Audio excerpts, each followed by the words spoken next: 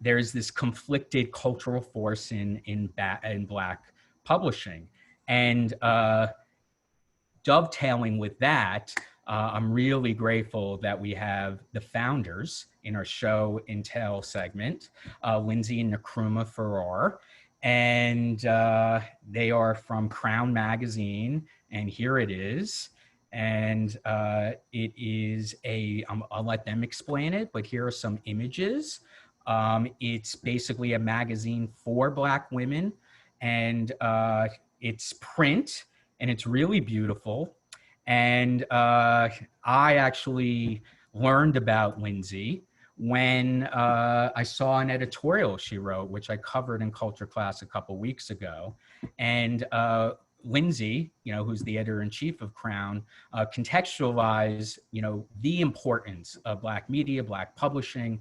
And I'm so honored to have her and her husband and her partner, Nkrumah, here to talk about Crown in our show and tell section. So let me unshare the screen.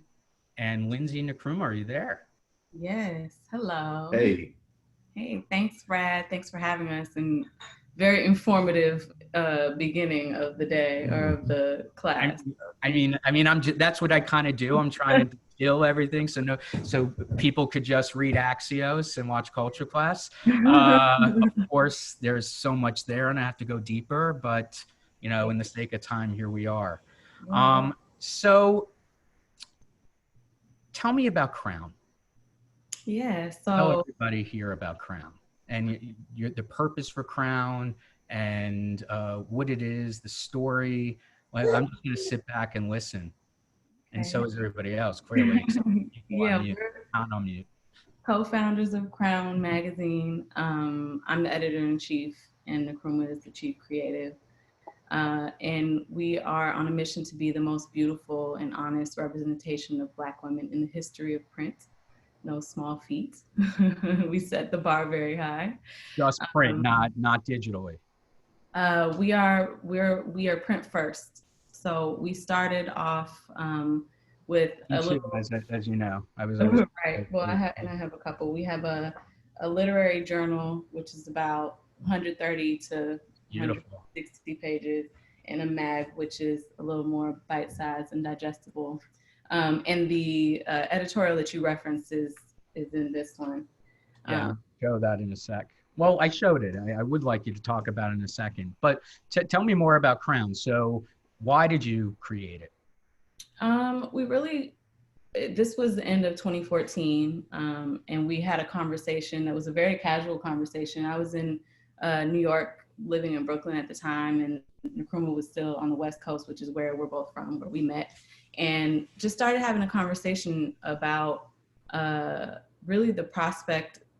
Really, we were in transitions in our careers and it was just one of those moments where it all kind of just, a conversation started. We started talking about print. I'm like, are you crazy? A lot of our backgrounds came together, and just looking at the climate at that time and the idea that Black women were really redefining beauty standards for themselves in real time, particularly in the YouTube space, so in the digital space, and having a conversation about what would that look like if we were to immortalize that experience in a print form, really informed by the fact that we know from our experience as Black people, we've been terribly represented, particularly in print, in a tangible way for centuries. And so we thought it would be a really interesting way to build a direct-to-consumer brand around something that is physical in a digital age, in a way to immortalize the story and this phenomenon that we were in the midst of.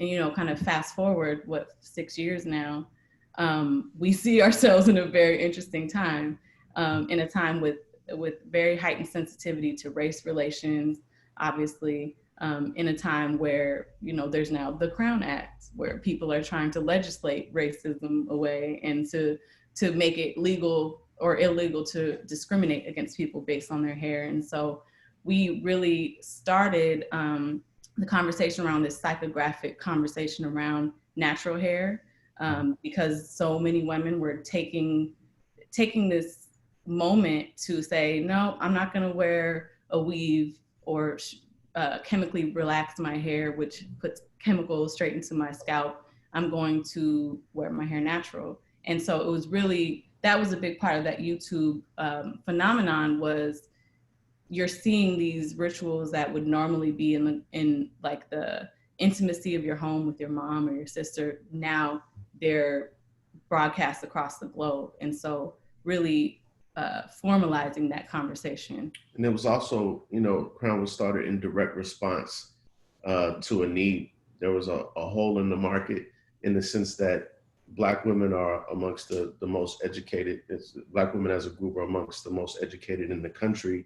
But when you look at the media diet offered to Black women, it's celebrity and gossip driven, and also very poor representations of at least the Black women in our communities and in our families that we knew. And we wanted to create something that engaged Black women in higher thought. Mm-hmm. You know, we have all these. But what have they been getting before your magazine? Two questions. Can you compare yours to one that you actually respect in terms of media that has been before Crown? And what is the antithesis to what you're seeing in, I guess, in the marketplace pre-Crown?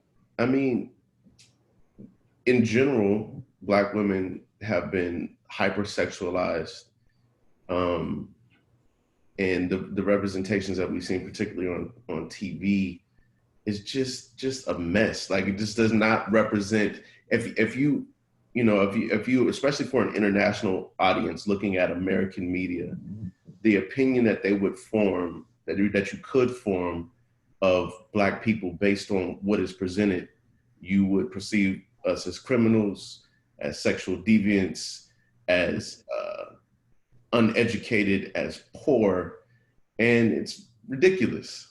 In terms of like making a comparison to something that we respect, it would be hard to do in a contemporary context. But you know, in the past, Ebony and Jet have chronicled the history of the Black American experience and have provided a range of representations for Black people. Right. And at the time we were starting, I'm not sure, well, Jet is no longer. Ebony, I believe, was doing some things. I'm not sure. Essence Magazine was owned by Time Inc. And so there was a definite void in terms of the conversation that we were looking to have. And what is the conversation you want to have? Well, to Nkrumah's point, it's really engaging Black women in higher thought. So it's having conversations that are beyond just hair, beyond just beauty, beyond, you know, surface conversations, and reaching for depth of representation. Mm-hmm. So, you know, it's not something that you can put in a listicle. Yeah, but are there maybe, you know, this latest issues? What are some of the stories? Yeah, for sure. I mean, this is our money and power issue. And some of the conversations that we have are reparations. One of the titles is Why I Just Turned Down $1 Million. And it's a founder talking about, you know, having $1 million investment on the table, but the terms were terrible. Yeah, and predatory capital and some what some of the things that we experience as entrepreneurs, operating in a racist environment. Mm-hmm. You know. The Road to Freedom, Wielding Black Political Power, with Karen Hunter, who has a very popular show on Sirius XM. Mm-hmm. You know, How to Quit Your Day Job. The things that, you know, Black women are, again, highly educated, also the fastest growing group of entrepreneurs in this country, have been so for some years now. But the fact remains that our community has very little wealth when you look at all of the numbers and the figures. We talk about that. Yeah. We own very little land. Even when we are the fastest growing group of entrepreneurs, our sales are very slight as compared to our counterparts. Many of our businesses don't even employ an employee. And it's how, what does that even mean? It's dissecting and interrogating those things, which for a fashion or beauty magazine would not really be on the table. But for us, those are the things that allow us to access our true power. And then, beauty and all that stuff is cute. And the audience are Black women, you're saying. So do you see it going on beyond to another audience? That's an interesting question to me. Yeah. And I think one of the problems in media and in creating Black media is that most of the Black media offered to the world is stories or content about Black people for white consumption. Uh-huh. And that is to say that it's Black storytelling, but made palatable for the world, instead of telling the story for a specific audience and just allowing the world to enjoy it. And so the magazine is much in that vein. Like, this magazine is very specifically for Black women, but smart white women all across the country subscribe and learn a lot from the magazine. Mm-hmm. And Black men.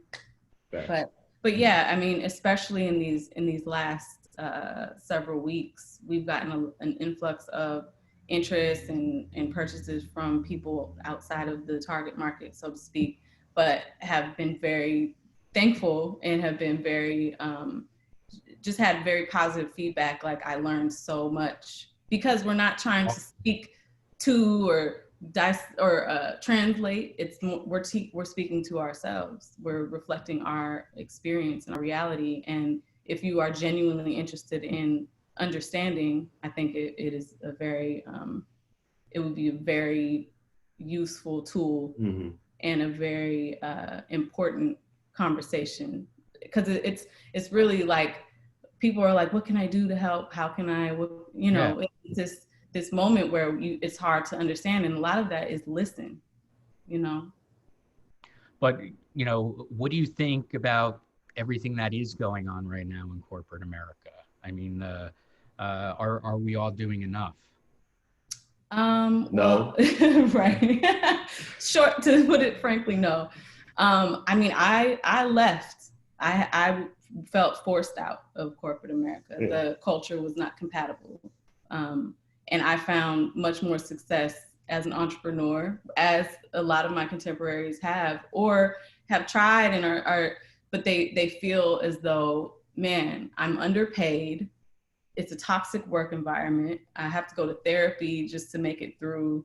All of these lists of things, I might as well try to do something else. And that's the current climate that we have. And that doesn't change because we post a bunch of social media posts. It's about the systems that are in place. It's about the cultures that are in place. It's about the tokenism, the feelings of Black women and Black people in these organizations that are not empowered to make change, that are not empowered even really to do their jobs half the time, aren't empowered to, you bring in a Black vendor and they're questioning you if you have an existing relationship with this person, all of those types of things.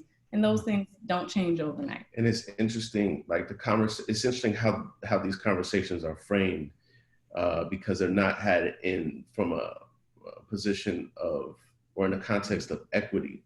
Like, even when we're talking about more tolerant and more healthy work environments and cultures inside of companies, we're talking about better conditions inside of white-owned companies.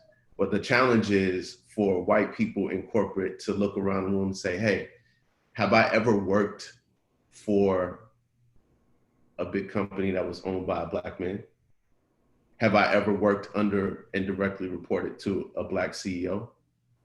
Have I ever worked in a room and been the minority in the room? And the answer is always going to be no, particularly in businesses like advertising and media. And those are some of the questions that we need to be posing. And then the next thing is, why is that the case? And part of the reason is obvious, being that, as Lindsey mentioned, we did an article in Predatory Capital, and, more generally speaking, our lack of access to capital And then when we do have access, the terms of engaging that capital are just ridiculous. Okay, gosh, as I keep developing culture class, I'm like, I want to do it for 2 hours, but I don't really have the time. There's so much to talk about. And I know Jarvis, you say hi. You know, you're the associate producer helping me tighten this up. And he's putting quotes for everybody. Why don't you type in for everybody to tell them where they could get Crown Mag. And I hope everybody on this call subscribes. I wish you the best. Tough times for everybody, even with the COVID, I'm sure, and being I'm an entrepreneur. It's tough. So I wish you the best. And thank you so much. Thanks for your time. Thanks for having us. Thanks, Jarvis. All right.